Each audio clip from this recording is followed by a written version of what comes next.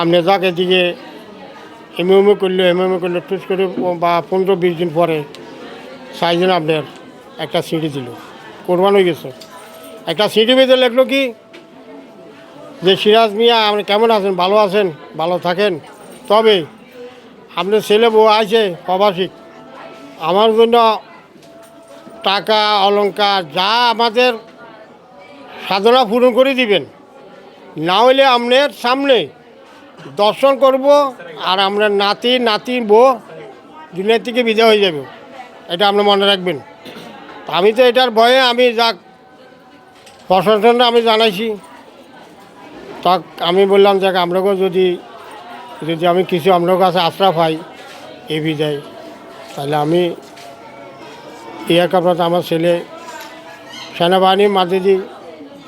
ওখানে আমরা যখন বাসা চলে গেছে সেনাবাহিনী ফোন করছে, আমরা তো থানা আপনাকে গেটে তালা, কয় না আচ্ছা ঠিক আছে থাকেন।